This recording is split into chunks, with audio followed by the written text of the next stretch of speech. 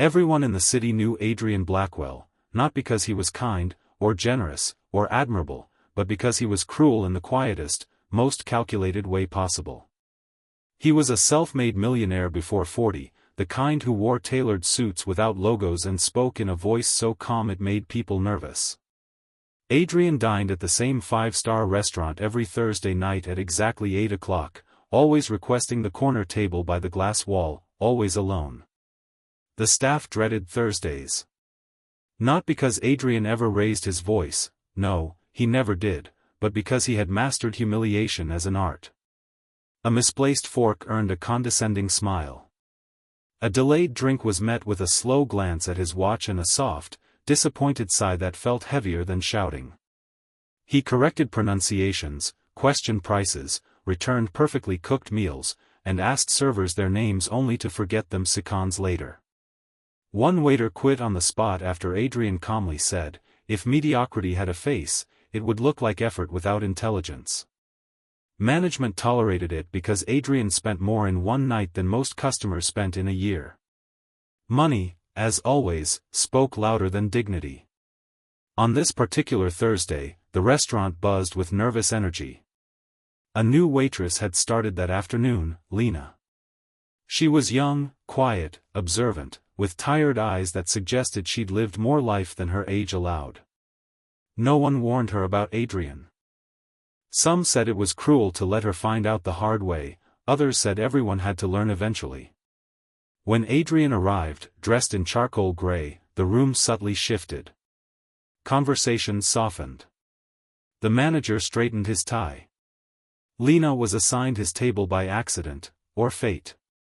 As she approached, tray steady, posture respectful, Adrian looked up briefly, already prepared to be unimpressed.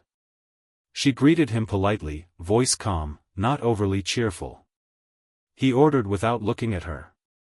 When she returned with his drink, he inspected the glass, rotated it slightly, and said, "This has a fingerprint. Do you people train for hygiene, or is that optional?" Lena apologized softly and replaced it immediately. No argument. No attitude.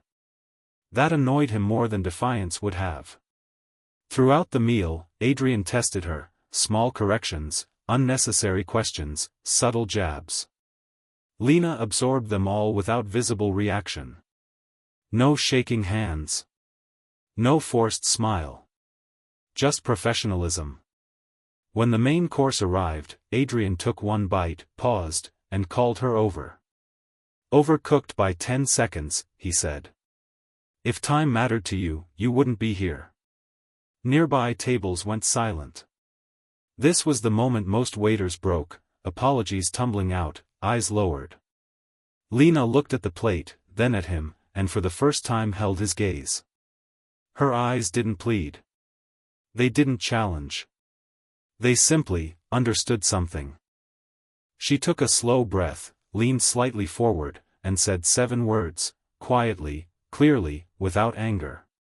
"People who hurt others are already starving." The air changed. Adrian froze. For a fraction of a second, so small no one else noticed, his mask cracked. His fork hovered midair.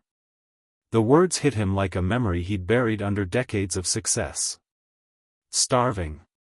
Not for food. For something else. He scoffed lightly, as if dismissing a child's nonsense, waved her away, and finished the meal in silence. He left a tip large enough to be insulting, paid, and walked out without another word. The staff released a breath they didn't realize they were holding. Lena returned to the kitchen, hands trembling now that it was over. She didn't cry. She just kept working. But Adrian didn't sleep that night. Those 7 words followed him home, echoed in his penthouse, replayed in his mind like a song he couldn't turn off. For the first time in years, the silence around him felt loud. Adrian returned the following Thursday, earlier than usual. The staff noticed immediately. He requested the same table, but his posture was different. Less rigid. More restless. He scanned the room once, then again, pretending not to search. When Lena appeared from the back, his chest tightened. She approached cautiously, unsure if she was about to be fired or insulted. Instead, Adrian surprised everyone by standing. Not fully, just enough to acknowledge her presence. "You," he said, not unkindly. "Serve my table." Throughout the meal, he said little. No complaints. No corrections. When the food arrived, he ate slowly, thoughtfully. Finally, he looked up and asked, "Why did you say that?" Lena hesitated, then answered honestly. She told him about her childhood, about growing up with a father who had money but no warmth, a house full of silence, and how cruelty was often just hunger wearing a suit. She didn't accuse him. She didn't diagnose him. She just shared. Adrian listened, really listened, for the first time in years. Something inside him loosened. Over the following weeks, Adrian kept coming back. Always requesting Lena. The insults stopped. The tips remained generous, but now they felt grateful, not condescending. One night, he asked her what she wanted to do with her life. She said she wanted to study psychology, to help people who couldn't name their pain. Adrian nodded, as if filing the information away.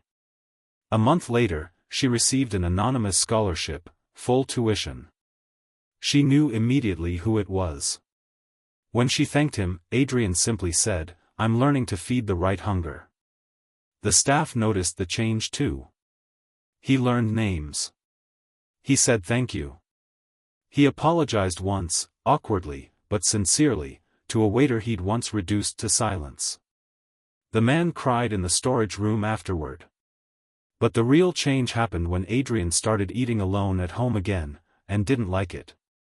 He realized success had insulated him from humanity, not elevated him above it. He began funding training programs for service workers, paying living wages, demanding respect in businesses he invested in. Not loudly. Quietly. Consistently.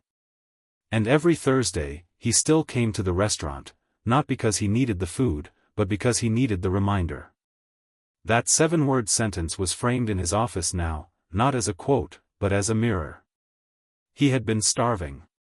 And someone brave enough had fed him truth.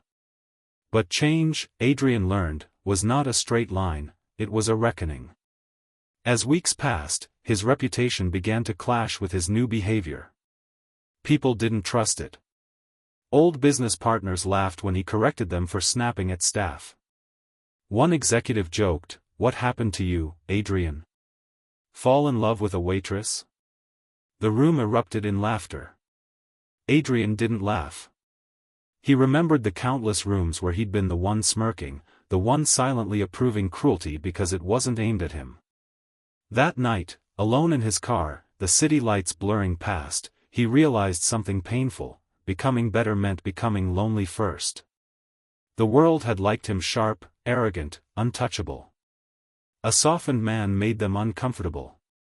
He returned to the restaurant one rainy evening to find Lena wasn't there. The manager explained she'd reduced her shifts, night classes had started. Adrian nodded, masking disappointment. He ate quietly, watching other waiters move through the room with practiced grace, noticing things he'd never cared about before: sore feet, forced smiles, the way exhaustion sat behind their eyes. When a young busboy spilled water near his table, the boy froze, clearly expecting anger. Adrian stood, helped clean the mess, and said, "It's all right." The boy stared at him like he'd witnessed a miracle. Adrian sat back down, hands shaking, not from rage, but from shame at how rare that moment felt. Days later, Adrian found himself standing outside a small community college auditorium. He didn't know why he was there until he saw Lena on a poster, "Volunteer Mental Health Outreach." He stayed in the back during her talk, listening as she spoke about emotional neglect, about how pain often hides behind power, money, and control. Every word felt aimed at him, yet she never once mentioned his name. When the audience applauded, Adrian didn't clap. He couldn't. His chest felt tight. Afterward, he waited by the exit. When Lena saw him, she looked surprised, but not afraid. "You came," she said. Adrian nodded. "I needed to hear it from someone who wasn't afraid to tell me the truth."